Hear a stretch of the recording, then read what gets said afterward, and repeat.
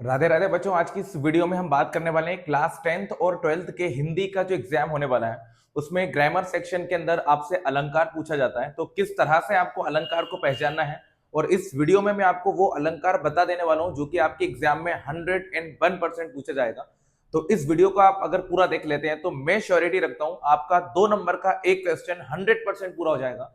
वहीं आपका 1 मार्क का ऑब्जेक्टिव क्वेश्चन जो आएगा वो भी आसानी से क्लियर हो जाने वाला है। तो वीडियो को देखते रहिएगा। बाकी 10th और 12th क्लास के सारे सब्जेक्ट की वीडियोस हमारे चैनल पे ग्रेजुअली अपलोड की जा रही हैं, तो आप उन सभी को आसानी से देख सकते हो और एग्जाम में बहुत अच्छे मार्क्स जो है वो गेट कर सकते हैं। तो चलिए इस वीडियो को स्टार्ट करते हैं। तो प्यारे बच्चों, सबसे पहले तो मैं आपको ये बता देता हूँ कि जो अलंकार सेक्शन को हम देखने वाले हैं ये आपके हिंदी के काव्य बोध में पूछा जाता है। और काव्य बोध का रस जो है मैं ऑलरेडी मैं पढ़ा चुका हूं, आप चाहें तो डिस्क्रिप्शन में लिंक दिया हुआ है, रस की वीडियो को देख सकते हैं। यहां से भी आपका 2 नंबर का क्वेश्चन जो है वो आसानी से कवर हो जाएगा। इस वीडियो में बताने वाला हूं कि अलंकार को कैसे ट्रिक से पहचान सकते हैं। कुछ एग्जांपल्स भी मैं आपको बुक के लेकर दिखाऊंगा जिससे हम आसानी से अलंकारों की पहचान कर लेंगे।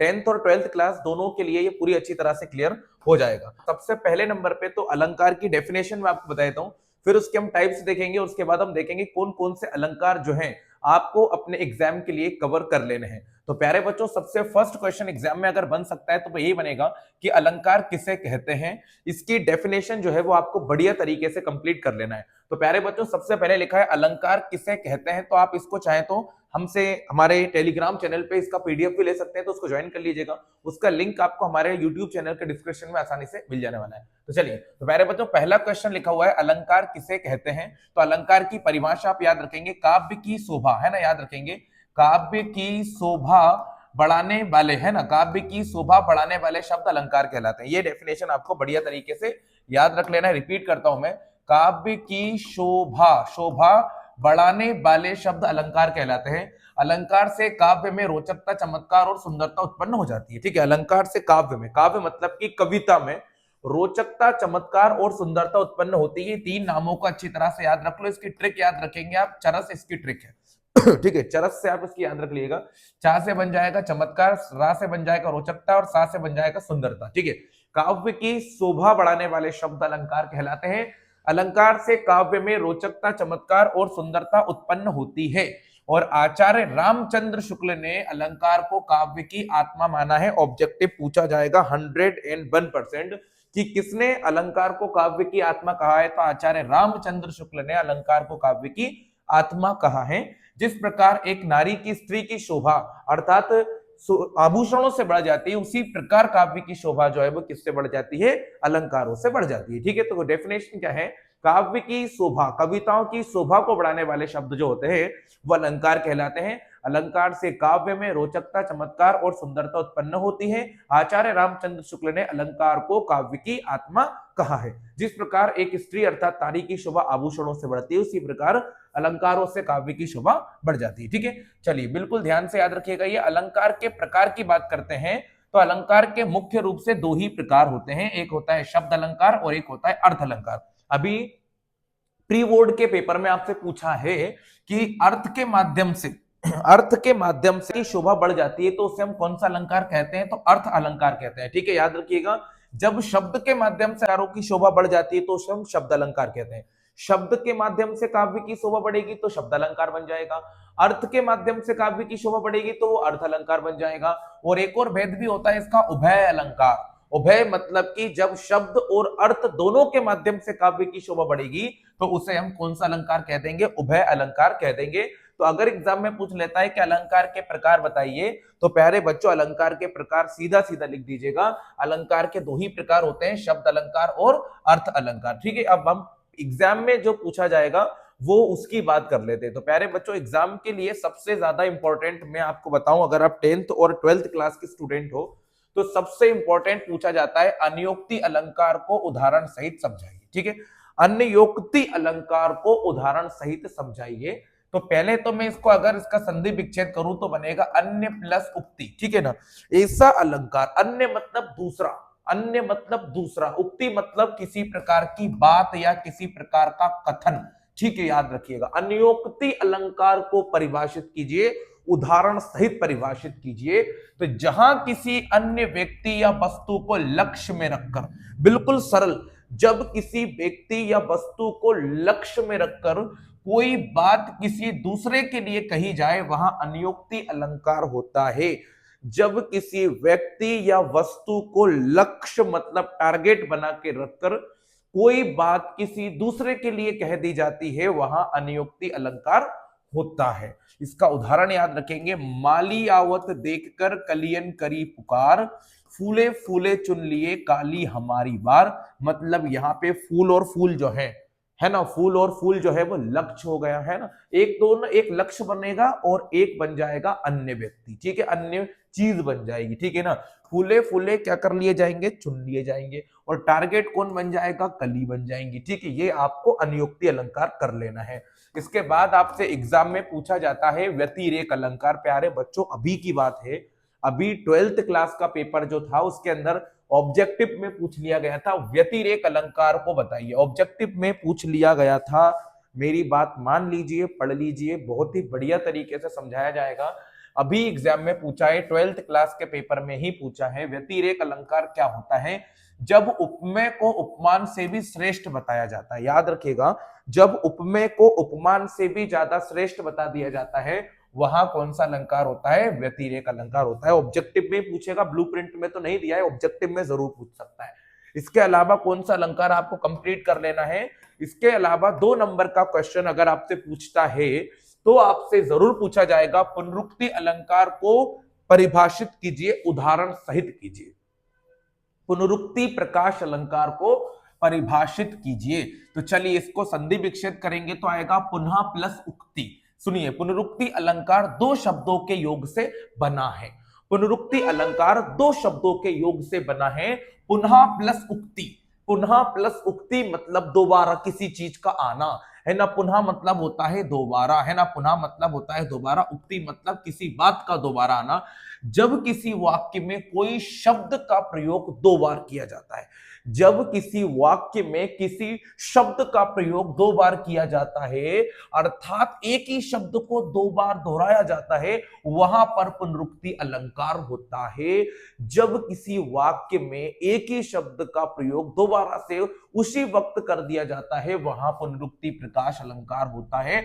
उदाहरण देखो, ट्रिक समझो। सुबह सुबह, सुबह सुबह बच्चे काम पर जा रहे हैं, तो सुबह सुबह में देखो सुबह सुबह 2 बार आया है, तो यहां पे कौन सा अलंकार कहेंगे हम, पुनरुक्ति प्रकाश अलंकार कहेंगे। मोस्ट इंपॉर्टेंट क्वेश्चनों में ऐड है। और प्यारे बच्चों, एक बार और एक क्वेश्चन 12th क्लास के पेपर में पूछ लिया जाता है, रूपक अलंकार क्या है। ऑब्जेक्टिव में पूछ लिया जाता है, तो सिर्फ इसका डिफरेंस याद रख लीजिएगा, जहां पर उपमेय और उपमान में कोई अंतर ना दिखाई दे, जहां पर उपमेय और उपमान में कर्ता और कर्म में अंतर दिखाई ना दे, वहां रूपक अलंकार होता है। याद रखो, जहां देखो पायो और पायो, देखो दोनों सेम ही मिल गया है ना। जहां उपमेय और उपमान में कोई अंतर स्पष्ट नहीं हो पाता, वहां पर रूपक अलंकार होता है। ये बात आप लोग याद रख लीजिएगा। और अब मैं बता देता हूं मोस्ट से भी ज्यादा मोस्ट इंपॉर्टेंट क्वेश्चन जो आपके एग्जाम में 100% आना है, अतिशयोक्ति अलंकार को उदाहरण सहित समझाइए। 100% इंपॉर्टेंट क्वेश्चन है आपके बोर्ड एग्जाम में, 100% आना है, बिल्कुल आना ही है। अतिशयोक्ति अलंकार को उदाहरण सहित समझाइए। जब किसी वस्तु व्यक्ति आदि का वर्णन बहुत बड़ा चढ़ाकर किया जाए, जब किसी व्यक्ति वस्तु आदि का वर्णन बहुत ही बड़ा चढ़ाकर किया जाता है, वहां पर अतिशयोक्ति अलंकार होता है। इस अलंकार में नामुमकिन तथ्यों का प्रयोग भी हो सकता है। जब किसी बात में किसी वाक्य को या किसी शब्द को या किसी भी तथ्य को बहुत ही बड़ा चढ़ाकर बताया जाता है, वहां पर अतिशयोक्ति अलंकार होता है। यहां पर नामुमकिन तथ्यों का प्रयोग भी किया जाता है। उदाहरण, हनुमान की पूंछ में लगन ना पाई आग, लंका सारी जल गई, गए निशाचर भाग। देखो यहां पर बात को बड़ा चढ़ाकर दिखाया जा रहा है कि हनुमान की पूंछ में सिर्फ आग लगी ही थी कि इतने में ही सारी लंका जल गई और सारे के सारे जो निशाचर थे, जो रात को पहरा दे रहे थे, वो भाग गए। ये क्वेश्चन बहुत इंपॉर्टेंट क्वेश्चन है। इसके अलावा आपको पद्य और गद्य साहित्य जब आप पढ़ोगे, पद्य साहित्य खास तौर पे जब आप पढ़ोगे, कविताएं पढ़ोगे, पद्य की कविताएं पढ़ोगे, तो वहां पे ये अलंकार का प्रयोग जगह जगह पर देखने को मिल जाता है। डेफिनेशन मत याद करो, इसकी एग्जाम में शायद नहीं पूछा जाएगा, लेकिन हाँ इसके मेथड को समझ लो कि क्या होता क्या है ना। अभी विरोधाभास अलंकार है, देखें कैसे, विरोधाभास से समझ जाओ, विरोध का आभास होना, विरोध का आभास होना 12th क्लास के लिए ज्यादा इंपॉर्टेंट है ना, 12th क्लास के लिए ज्यादा इंपॉर्टेंट है।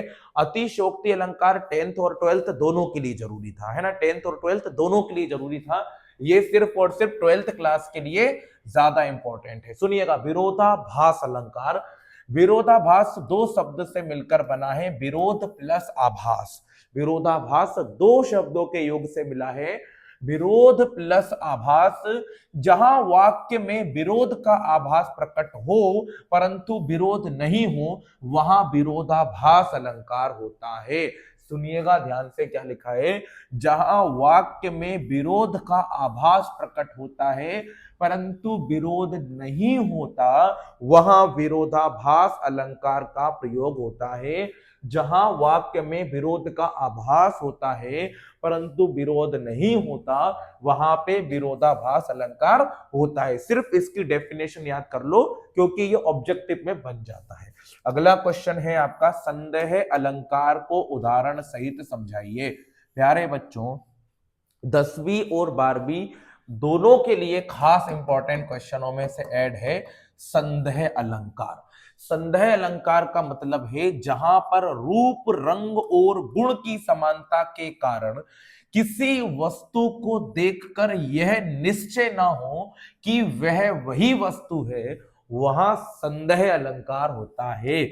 जहां रूप, रंग और गुण की समानता के कारण यह निश्चय नहीं होता कि यह वही वस्तु है, वहां पर संदेह अलंकार होता है। उदाहरण याद रखिएगा, सारी बीच नारी है कि नारी बीच सारी है, सारी ही की नारी है कि नारी ही की सारी है, ये उदाहरण आपको बिल्कुल अच्छी तरह से कंप्लीट कर लेना है। संदेह अलंकार यहां पे कंप्लीट हो जाता है, दोनों बोर्ड्स के लिए बहुत जरूरी है। अगला क्वेश्चन है, मानवीकरण अलंकार को उदाहरण सहित समझाइए। उदाहरण समझाना है, मानवीकरण अलंकार दोनों बोर्ड के लिए जरूरी है, 10th के लिए भी और 12th के लिए भी, दोनों बोर्ड के लिए जरूरी है। मानवीकरण अलंकार को उदाहरण सहित समझाइए। कई सारी कविताएं पढ़ोगे तो मानवीकरण अलंकार देखने को मिल जाएगा। मैं आपको अभी 10th और 12th की जब कविताएं पढ़ाऊंगा, पद्य को पढ़ाऊंगा, तो वहां पर देख लीजिएगा मानवीकरण अलंकार जगह जगह पर देखने को मिलेगा। मानवीकरण अलंकार को उदाहरण सहित समझाइए। जब प्राकृतिक वस्तुओं जैसे पेड़ पौधे, बादल आदि में मानवीय भावनाओं का वर्णन हो, यानी निर्जीव चीजों में सजीव का होना दर्शाया जाए, वहां मानवीकरण अलंकार होता है। ये बात आप याद रखिएगा, फिर से रिपीट करूंगा, जब प्राकृतिक वस्तुओं जैसे कि पेड़ पौधे हो गए, बादल हो गए, इनमें मानवीय भावनाओं का वर्णन हो जाता है, वहां पे कौन सा अलंकार होता है, मानवीकरण अलंकार होता है। जैसे कि आपने पतंग वाला चैप्टर पढ़ा होगा, हिंदी में एक पंक्तियां आती है पतंग वाले चैप्टर की, ठीक है ना, तो वहां पर मानवीय भावनाओं का वर्णन होता है, पतंग को, शरद ऋतु को एक जीवंत बताया जाता है, वहां मानवीकरण अलंकार होता है। उदाहरण, फूल हंसे कलियां मुस्काई, फूल हंसे कलियां मुस्काई, ना तो फूल हंसते हैं ना कलियां मुस्कुराती हैं, तो यहां पर मानवीय भावनाओं का वर्णन कर दिया गया है, यहां मानवीकरण अलंकार हो जाएगा। अगला क्वेश्चन बनेगा आपका, भ्रांतिमान अलंकार को उदाहरण सहित समझाइए। सिर्फ 12वीं क्लास वालों के लिए जरूरी है, सिर्फ और सिर्फ 12वीं क्लास के लिए, 10th क्लास के लिए बिल्कुल जरूरी नहीं है। भ्रांतिमान अलंकार को उदाहरण सहित समझाइए। भ्रांतिमान अलंकार, जहां पर समानता के कारण किसी वस्तु में दूसरी वस्तु का भ्रम हो जाए यहां पर समानता के कारण एक चीज में दूसरी चीज का भ्रम हो जाता है, वहां पे भ्रांतिमान अलंकार होता है। जहां पर समानता के कारण किसी वस्तु में दूसरी वस्तु का भ्रम हो जाता है, वहां पर भ्रांतिमान अलंकार का प्रयोग होता है। बिल विचार कर नाग सुंड में घुसने लगा बिसेला शाम, बिल समझकर नागसुंड में घुसने लगा विषैला सांप। ठीक है, बिल समझ के हाथी की सूंड के अंदर विषैला सांप जो है वो क्या करने लगा, घुसने लगा। काली ईख समझ विषधर को उठा लिया तब गज ने आप, और हाथी ने भी क्या करा, उसको ईख मतलब कि गन्ना समझ लिया और उसे क्या कर लिया, उठा लिया। मतलब दोनों के लिए भ्रमित वाला काम हो रहा है।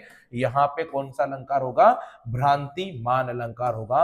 अब 10th और 12th दोनों क्लास के लिए मोस्ट इंपॉर्टेंट हो जाए तो वो है अनुप्रास अलंकार की परिभाषा और उदाहरण। अब आएगा आपका अनुप्रास अलंकार, जो कि मोस्ट से भी ज्यादा मोस्ट इंपॉर्टेंट है 12th क्लास और 10th क्लास दोनों के लिए। अब सुनिएगा, अनुप्रास अलंकार क्या होता है, जहां स्वरों की समानता के बिना, मतलब दो शब्द लिखे होंगे, दो शब्द के जो स्वर हैं वो समान नहीं है, लेकिन वर्णों की आवृत्ति हो जाए, वर्ण बार बार, जैसे कि लिखा जाए जग जीवन, जग जीवन, देखो उनके स्वर अलग अलग है लेकिन देखो वर्ण समान हो गए। जब वर्णों की आवृत्ति बार बार हो जाती है वहां अनुप्रास अलंकार होता है। और एक और पढ़ाया था मैंने पुनरुक्ति अलंकार, जहां पर शब्द ही सेम हो जाए, है ना, दोनों शब्द ही सेम हो जाते हैं वहां पुनरुक्ति, जहां पर वर्ण सेम हो जाते हैं वह अनुप्रास अलंकार होता है। जैसे चारू चंद्र की चंचल किरणें खेल रही थी जल थल में, तो चारू और चंद्र के अंदर देखो चा और चा वर्ण की आवृत्ति बार बार हो रही है। कई सारे डायलॉग्स बने, जैसे खड़क सिंह के खड़कने से खड़कती हैं खिड़कियां, खिड़कियों के खड़कने से खड़कता है खड़क सिंह में खा खा खा खा खा खा, वर्ण बार बार आ रहा है। कई प्रकार के गाने गीत में भी आपको यह अलंकार देखने को मिल जाने वाला है। फिलहाल हमको एक हिंदी को लिटरेचर के हिसाब से लिखना है तो हम गाने तो नहीं लिख के आएंगे, तो एक व्यवस्थित एग्जाम्पल आप लिखें तो ये आप लिख सकते हैं। और मेरी गाइडेंस के हिसाब से मैं कहूं 10th क्लास वाले जो बच्चे हैं वो पुनरुक्ति अलंकार, अतिशयोक्ति अलंकार और मानवीकरण अलंकार को रट दीजिए।